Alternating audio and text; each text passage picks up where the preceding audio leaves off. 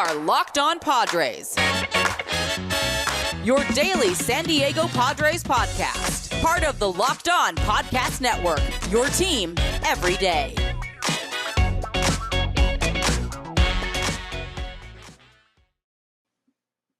And greetings, ladies and gentlemen, and welcome to another edition of the Locked On Padres podcast, which is part of the Locked On Podcast Network, your team every day for Thursday, September 2nd. As always, I'm your host with sometimes, occasionally, but certainly not always the most, Javier Reyes. You might be familiar with some of my baseball-related work at places like Baseball FYI, Friars on Base, Off the Bench Baseball, or Just Baseball. Great website, part of the Den of Geek Network. I don't know why I added that part, but really great website. Go check it out, where I'm a staff writer. Or if maybe pop culture is your thing, especially with how the Padres are playing in the second half, maybe you're just using movies to watch and keep all that stuff off your mind. Well, I can help you there with places at like Nerdist, Mental Floss, Inverse, Bloody Disgusting, Film Credit, and more that I've written for. But most importantly, guys, forget about all that stuff. You need to check out and follow the Twitter page for the show, which is at LO_Padres, or my personal account, which is at Javapeno, and that's spelled JAVIIPENO. And if you feel so inclined, hit me up on there with any questions, comments, or concerns that you have, and I'd love to answer them here on the show, or maybe just on Twitter, because I like interacting, and I'm a big tweet guy, as some of you who follow me may already know. Today's episode, guys, is brought to you by Locked On MLB. Join walking baseball encyclopedia Paul Francis Sullivan, but please just promise me one thing. Call him Sully every day on Locked On MLB for a unique look at the majors, both past and present, featuring exciting guest interviews, routine check-ins with Locked On MLB Network's team of local experts, even occasionally myself. So yeah, what are you waiting for? Go subscribe to Locked On MLB Today podcast on the Odyssey app or wherever you get your podcasts. Guys, despite my energy coming out of the gate, you know, despite the energy, despite the fact that I'm rocking a white t-shirt, the regular shirt, I'm feeling, actually, no, the t-shirt is actually pretty emblematic of how I feel right now. A little bit plain, a little bit normal, because the Padres did not play well yesterday. They lost after a 2-game win streak. They did lose right when we thought the momentum was going our way. They lose 3-8 to the Cardinals, last game of the series. We're going to recap that. And then for the rest of the episode, we're going to be going over basically just a plethora of different topics based on Dennis Lin's Q&A that he did over The Athletic, that I'll be looking at some of the responses he had and using that as kind of a trampoline, stepping stool to talk my thoughts on those issues as well. Kind of an all-encompassing sort of chat. And that's basically it. I'm excited for this episode, believe it or not, because I think I just have good energy today, because I just did my fantasy football draft. I feel pretty good. I got my guy DK Metcalf, which is exciting. I'm not a Seahawks fan, but he's just fun. And for anyone who's about to do their fantasy football draft, by the way, my recommendation, draft guys you like. You know what I mean? Like, because at least if you fail, it's with guys you didn't like. You never want to draft that guy that the computer or the stats or the fantasy pros and all the websites told you to draft, in my opinion, at least. But anyway, guys, yeah, let's talk about yesterday's game, because believe it or not, despite the lopsided loss from the Padres, there was a lot to talk about. Like I said, they lost 3-8 to the Arizona Diamondbacks. The RBIs from the Padres coming thanks to 2 home runs, one by Mr. Trent Grisham, who I've talked about a little bit on the show, not as much lately. The thing I've talked about with him most is that I've seen some people complaining, well, he doesn't look like an elite defender. It feels like he leaves a lot to be desired sometimes. Actually, not really. Go look at his defensive runs saved. He's still in the top 15 of outfielders. He's still a very good defender. He's just not, Jackie Bradley Jr. He's not, Tyler O'Neill of the Cardinals. He's not Abisail Garcia or Lorenzo Cain in his prime. He's not one of those elite defenders this year, but he's still very good. I would like for him to be elite, considering that both Tommy Pham and Will Myers and whoever they end up putting in the outfield, Jurickson Profar sometimes, that those guys aren't really elite outfielders. They're actually a little bit of a liability sometimes, especially with Myers and Pham. But granted, Tommy Pham has also been a liability in terms of everything as of late. So Grisham really has to be like the carrying force in the outfield. So I know sometimes when we want a little bit more from him, but still, he does manage to hit a solo shot in this game, top of the 6th inning, when they're already down by 6. So it felt like it was like, all right, I mean, this is cool, but we're already down by a lot. And then Will Myers, though, which was exciting, he homers, allowing Fernando Tatis Jr. to score, making it 6-3. It's the last run they end up getting. And the Dbacks, while not hitting any home runs in this game, just slapped the ball all over the place. And that's really what we got to talk about. All right, we got to talk about Yu Darvish. It's the name of today's episode. We need to talk about Yu Darvish. Let me just read really quickly. Yu Darvish's last bunch of starts since July 3rd. Basically, before July 4th, before our nations, as in United States. I am from the United States, for those who don't know. Shout out to my international listeners, though. Shout out to you guys. Since July 3rd, he gave up 4 runs to Philly. And then basically that's when the spiral started. He had a 2.65 ERA heading into the game with Philly on July 3rd. And granted, that was a little bit long ago. We are officially in September 2nd, like I said. But ever since then, his ERA has climbed to 4.05. This was a guy that was an all-star. This was a guy that was the ace of the team.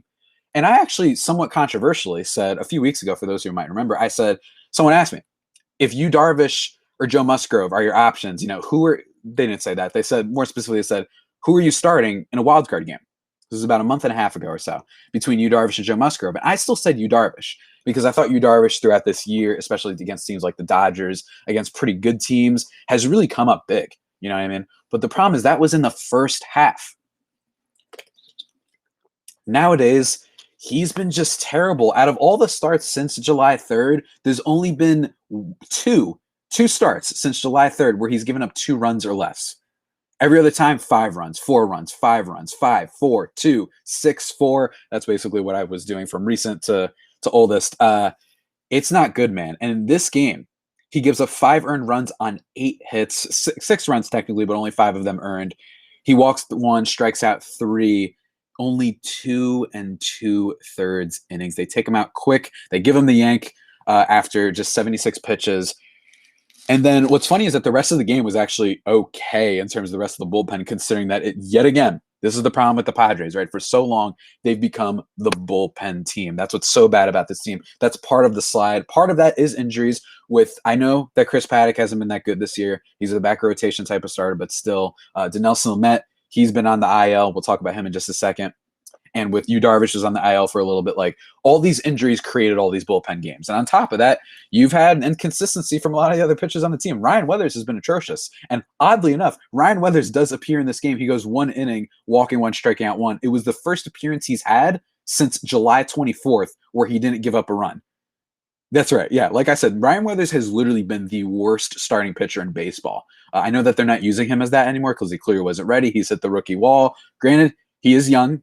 That is one thing to say about Ryan Weathers, so we shouldn't immediately just toss him to the curb and say that he's garbage now. But maybe he's more of a reliever guy, at least at this point in his career. And he was fine today. Neil Krismat, who is a guy that I actually think is a little bit underrated, as a guy that the Padres can just throw in there and when games get out of control and when you're down by a lot already or when you just need someone to throw innings. Nabil Krismat just isn't that bad. A 3.08 ERA. I know he doesn't generate too many whiffs all the times, but the strikeout rate's okay. Nabil Krismat, he seems like another one of the sacrificial lamb types where the Padres just send him out there and then everyone's ready to just immediately complain and say, oh, this guy stinks. But he's actually pretty okay. In general, though, the Padres bullpen has not been very good. But yeah, Yu Darvish is a big problem. And the big issue that everyone's been talking about is basically since post-All-Star break, at those numbers, and ever since they started cracking down a little bit more on the sticky stuff situation, which is what happened earlier in the year, Yu Darvish has looked like he's basically become Blake Snell, dare I say. Now, he's still exciting to watch. He's still got a great pitch mix, but he's just not generating whiffs. He's never been a guy with a high fastball velocity. He actually ranks lower the bottom percentile of the league. But even still, he does not inspire confidence. Guys, there's a reason why I'm wearing the plain white tee. It wasn't a great game. I think that's going to be a bit on the YouTube. I'm going to wear an actual shirt whenever the Padres excite me or win. And otherwise, what not? I'm just doing the plain white tee. In fairness, though, I will say, hey, if it's good enough for, Hanes white tee, if it's good enough for Michael Jordan, it's good for me. You know what I'm saying? So shouts to that old sponsorship and all that. But yeah, it was just a really depressing game by the Padres, I think, overall. It was nice to see Myers get that home run. He has been, hilariously enough, the most productive bat since July 30th. For the San Diego Padres, which is nuts. Now, the defense hasn't been good, but just as a bat, he's been coming through. He has a nice walk rate. The power isn't there, especially as much as it was last year. He slugged 600 last year, in fairness, Will Myers, so maybe that was expected to have a little bit of a drop-off, but even still, I do like that he's making up. His advanced stats don't look good. He's not hitting the ball particularly hard or barreling it, hitting it in that sweet spot, but he has been taking more pitches, and he's gotten better at avoiding those outside zone pitches, a little bit better at least.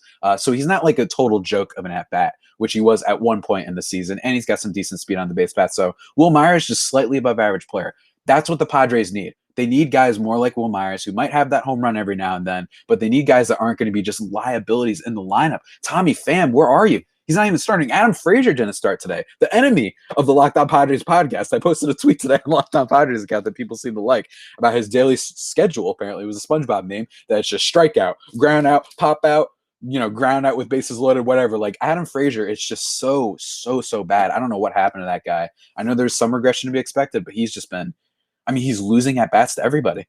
I'd rather see Ha-Seong Kim because at least I know he can be a really good defender sometimes.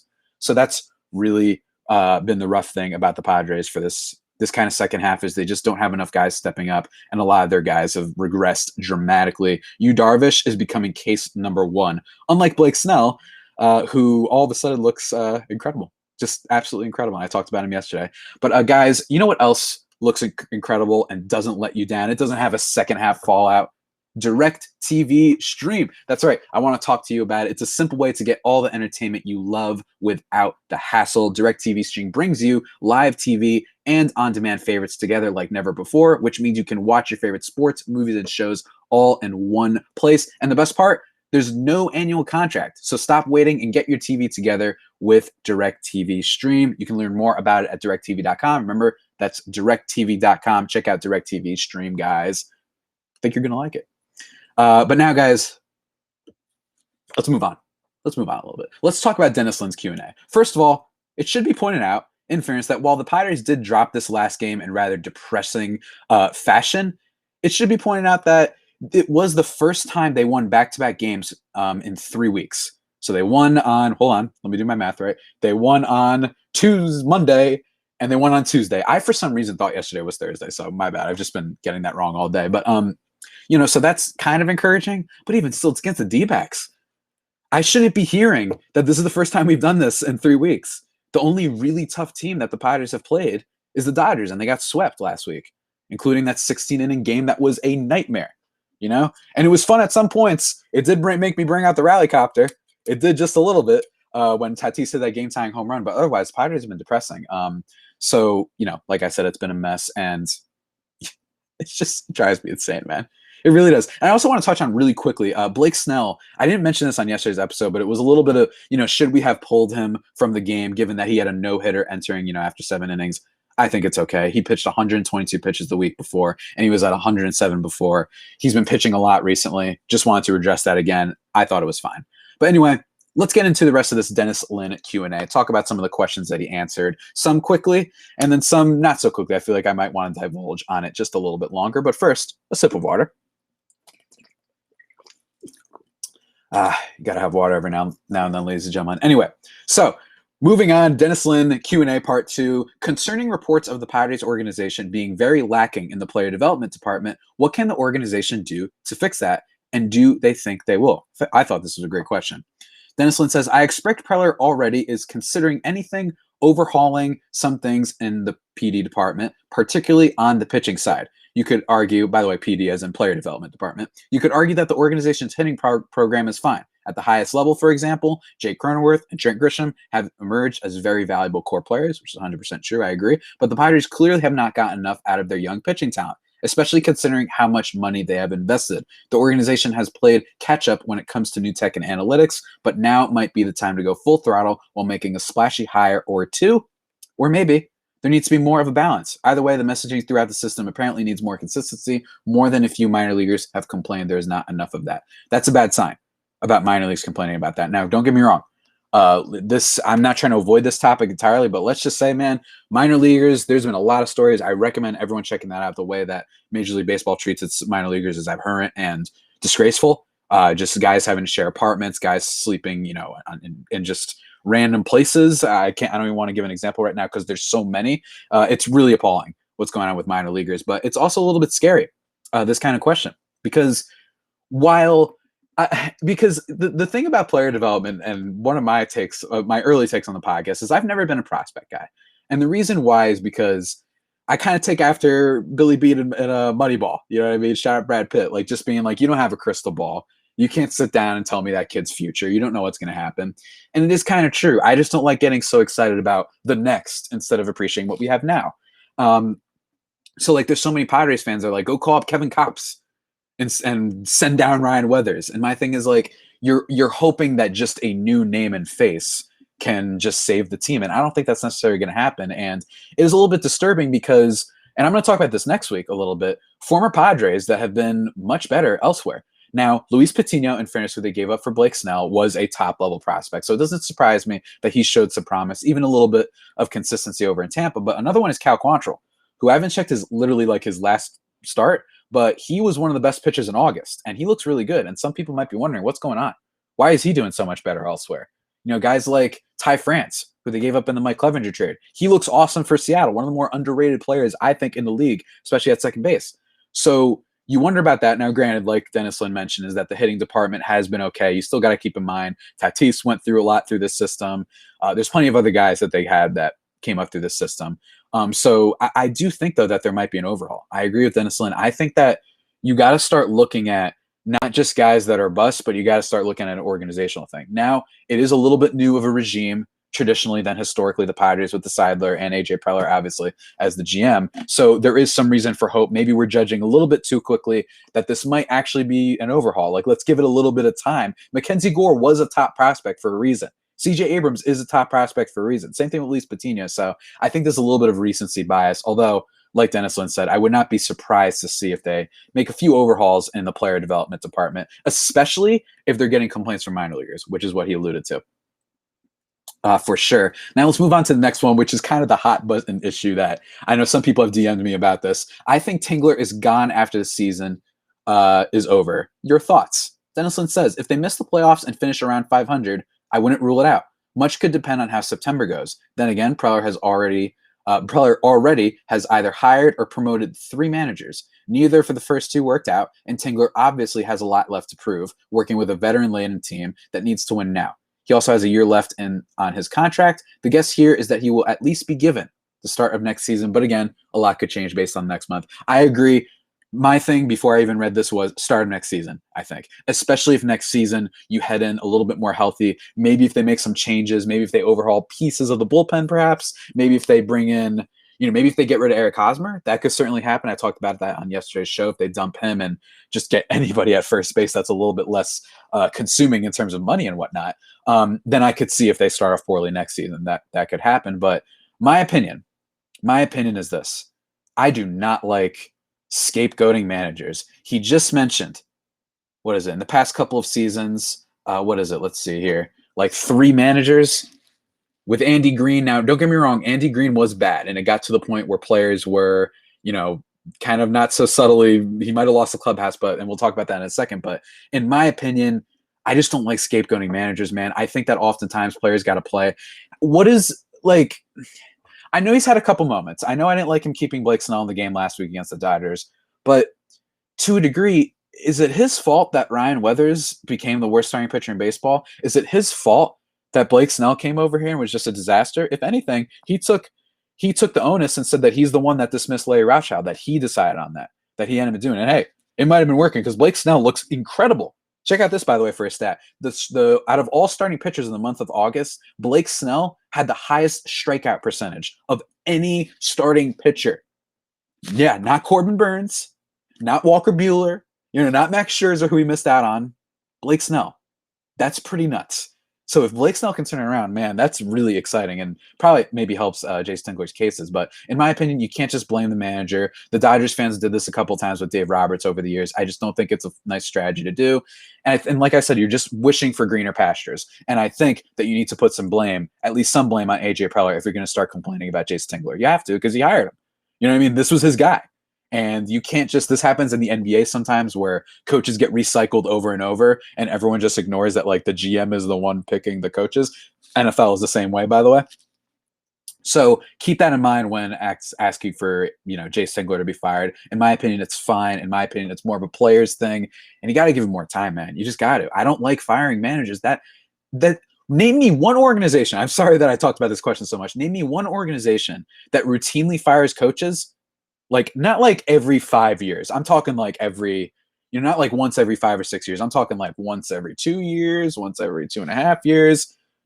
What organization can you name that's a good historically organization that does that? Certainly can't say that about, the Yankees. Can't say that about, to cross over into football, the Pittsburgh Steelers. They've only had like 4 coaches in their whole like franchise history. I'm just saying, it's a little bit of a mistake to blame managers. But you know what isn't a mistake, guys? Let me tell you what's not a mistake. Going to betonline.ag. How about that transition, everybody? As always, BetOnline is your number one spot for all the pro, college football and, regular professional football all this season. Messed up the intro a little bit there.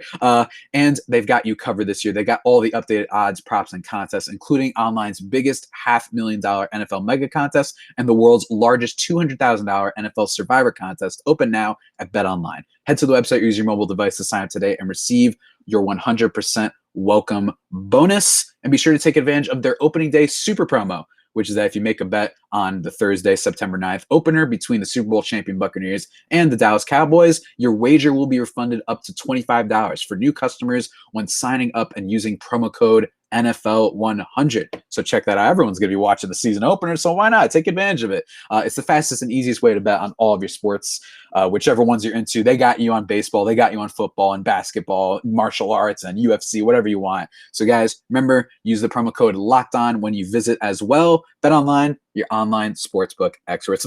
That's not everything, everybody. Vroom. Vroom, vroom. We got to talk to you about, I don't have a car with me. I probably wish I had a car. I only have the rally copter, as you guys know. I need to talk to you about Rock Auto. With the ever-increasing numbers of makes and models, it's now impossible for your local chain auto parts store to stock all the parts you need. Why endure often pointless or seemingly intimidating questioning? Is your Odyssey an LX or is it an EX? I don't know what that means. Don't worry about it. You have computers with access to rockauto.com and in your pocket. That's right, your mobile phone or your laptop computer, whatever, and you can save money when using Rock Auto. Why choose to spend 30, 50, even 100% more for the same parts from a chain store or car dealership? For example, their Honda Odyssey fuel pump is $353 from the chain stores, only $216 from Rock Auto, guys. And they have all sorts of stuff from brake parts, tail lamps, motor, even new carpet. They've been serving auto parts customers online for 20 years. They've got experience, man. They know what they're doing over there. So go to rockauto.com right now and see all the parts available for your car or truck. Right, Locked On in their How'd You Hear About Us box so they know we sent you. Amazing selection, reliable low prices, all the parts your car will ever need. rockauto.com. All right, guys, let's finish up this Dennis Lin Q&A, shall we?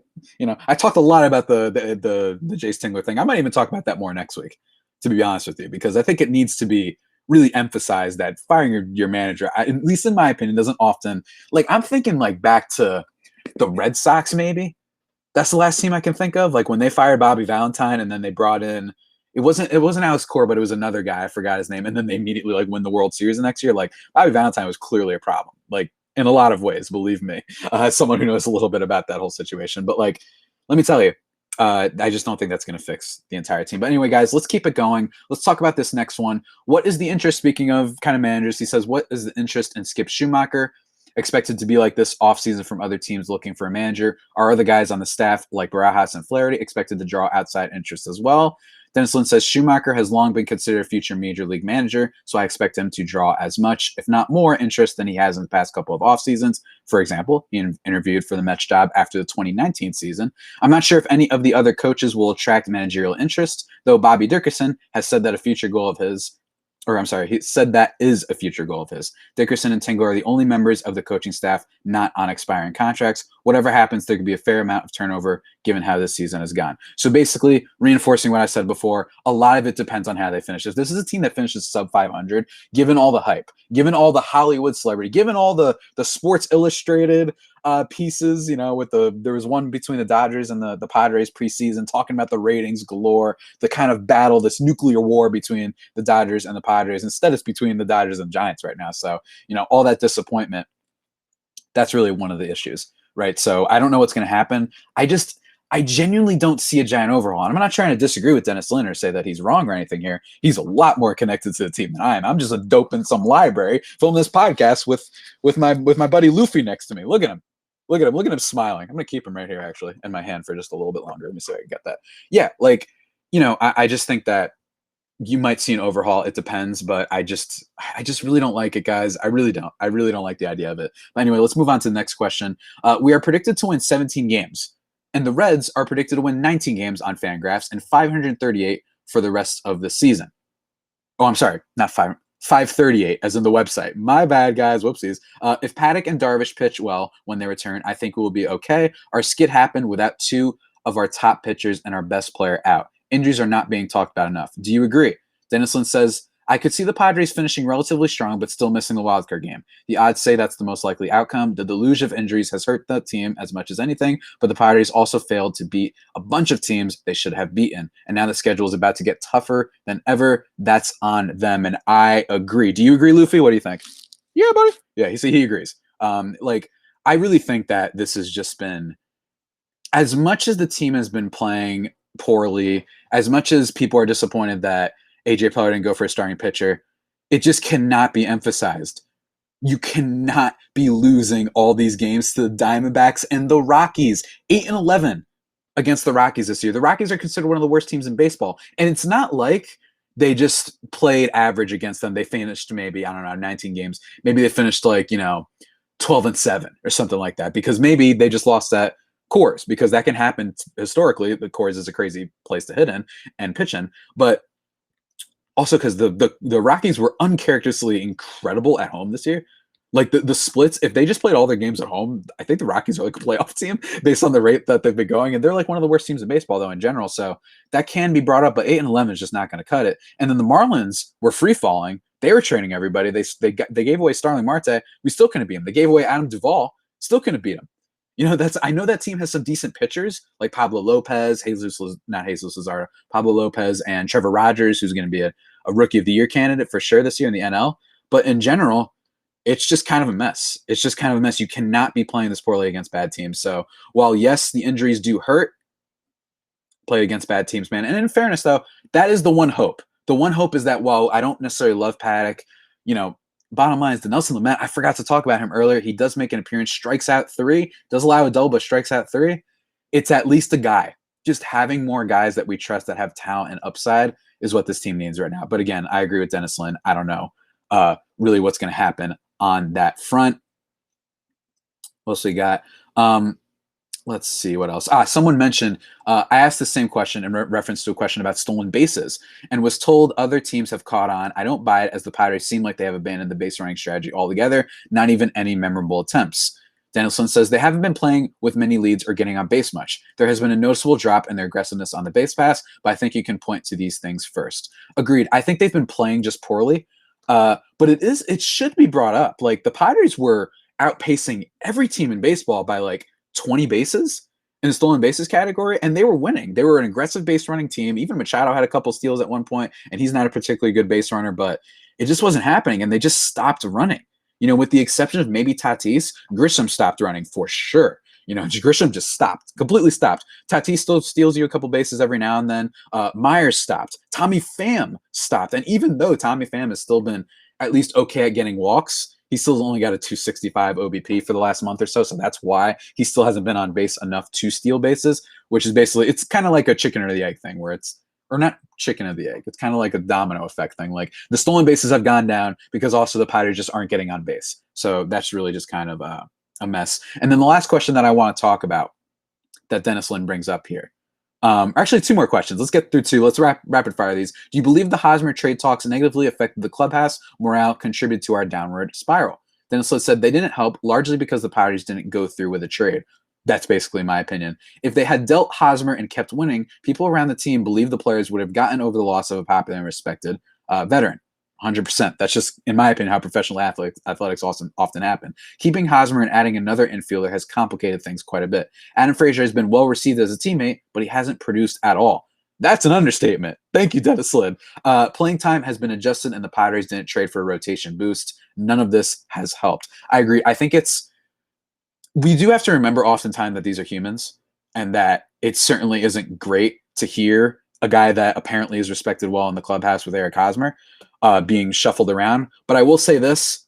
I said this back when they signed Jake Arrieta, who I think is a jerk. Seriously. I base that a lot on him yelling at a reporter to take off his mask. There's one thing to have a certain politics and, certain people, sources that you follow, but to be yelling at other people for wearing a mask, you serious, dude? And then he goes out there and gets killed by Colorado. But that signing was well received by the clubhouse. So sometimes you can't always, players, and don't get me wrong, I get it.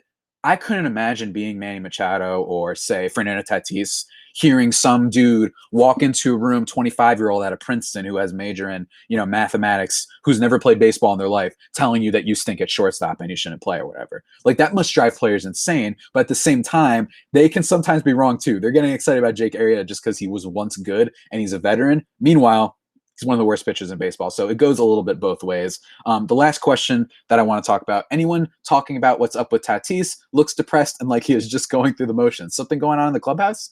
Dennis Lin says, Tatis himself said it's been difficult to be upbeat because the team has been doing poorly. I don't want to speculate too much beyond that. You never know what's fully going on with a player's personal life, which is even more true in the age of closed clubhouses. But there could be a number of other factors. For one, he's injured his shoulder several times this year alone, and he's now wearing a brace he finds annoying. He also clearly enjoys shortstop more than the outfield, though I don't expect the Padres, in the interest of his health, to move him back to short full-time before the end of the season. And again, losing a lot of games is not fun for anyone. So yeah, I think that I'm not getting a bad clubhouse vibe or anything like that. I think that Tatis, yeah, that's a good point. Guys, it's not like playing through the shoulder injury is easy. Like, just because he could technically play doesn't mean that it's like a lovely, delightful experience. Like, he probably feels it every now and then, and there's probably all sorts of other stuff that they have to do to help address it. Ugh. Sorry about that, folks. I had to sip some water. But yeah, I really think that it's a little bit of both things. I've been holding Luffy for a while now. Yeah, I think that there's kind of a bunch of different areas here when it comes to Tatis playing the outfield. It clearly he wants to play shortstop. And again, I think they will let him play shortstop at some point, unless CJ Abrams, their top prospect, comes in and is a dynamite shortstop and he debuts next year and is hitting well. Then maybe there's a chance they move Tatis to the outfield. But again, the big thing that I'm just looking for when it comes to the roster stuff is whether or not they trade Hosmer this offseason. That's a topic for another day. In general, I would also say Tatis is competitive, man. You see the sparks fly when the team's doing well. Remember the home run he hit against the Astros? How he stared at it, for a little bit, seized the moment. Nobody's cooler than this guy, let me tell you. Go, if you're a little bit depressed Padres fans, go look it up real quick. That way, it'll make you feel like Luffy, let me tell you. It'll just make you excited again, at least. The last time I was happy about this team practically, right? Or the Victor Caratini walk-off home run was pretty fun too. But anyway, not to get too besides the point. Yeah, like bottom line is they're losing, and Tatis clearly cares quite a lot about that. And again, like Dennis Lin said, I don't want to overlook. I don't like looking into players' mindsets based on their body language all the time. I'm not a psychologist. I'm not the character on Ted Lasso or anything like that. For those who've been watching, I'm not a doctor in that respect, and you never know what it is, especially with personal life stuff. You just don't know. But I definitely do know these guys don't like losing, man. Nobody likes losing. Guys probably they hate losing more than they like winning. To again quote my guy Billy Bean, Brad Pitt in Moneyball. But on that note, guys, that's it. Basically, for recapping kind of these Dennis Lin questions. Hopefully you guys enjoyed it. I know I did. I enjoyed kind of going over this whole thing and talking about a bunch of topics. Now, before we wrap things up, though, for today's episode, I want to talk to you guys about a very special podcast, betting on the Padres, betting on whoever. It doesn't have to be a guessing game. If you listen to a new Locked On Bets podcast, hosted by your boy Q and handicapping expert Lee Sterling, get daily picks, blowout specials, wrong team favored picks, and Lee Sterling's lock of the day. Follow the Locked On Bets podcast, brought to you by betonline.ag, wherever you get your podcasts. Guys, be sure to do that. You got to do it.